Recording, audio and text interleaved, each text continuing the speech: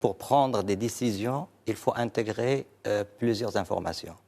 Et donc, devant un inconnu, le virus était méconnu de la communauté scientifique. On apprend à le connaître. La maladie, avec ses critères et ses caractéristiques, est une maladie nouvelle. Donc, il fallait adopter une stratégie d'abord pour sauver des vies.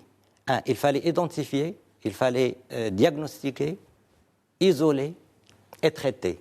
Donc, ce trio nécessite justement des moyens. Alors, si on se rappelle, 2 laboratoires étaient au début pour faire le test diagnostique. L'Institut Pasteur et l'INH.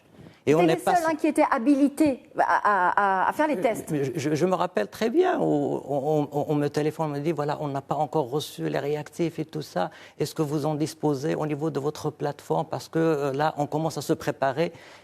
Bon, sans hésiter, on rapporte tout cela. Mais au bout d'un certain temps, tout l'argent qui a été mis à disposition pour renforcer ce système, pour le mettre à jour, il y a 140 laboratoires, l'implication de privé pour pouvoir faire... Du privé, tout à fait, qui a été associé au dispositif. Et ça, c'est très important. Exactement. La souveraineté également dans le traitement. Il y avait une polémique sur la chloroquine.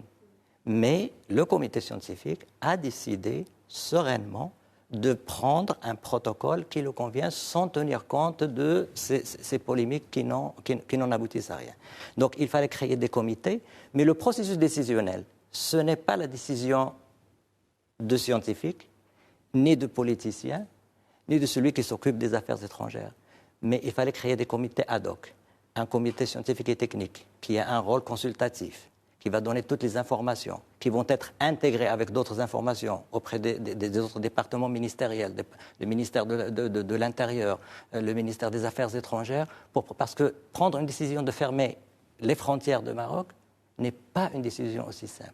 Et c'est pour cela, donc c'est un processus intégratif des décisions et on a besoin vraiment de toutes ces informations, d'où la création de ces comités qui font des rapports et que Sa Majesté veille à ce que les comptes rendus de ces rapports lui soient parvenus.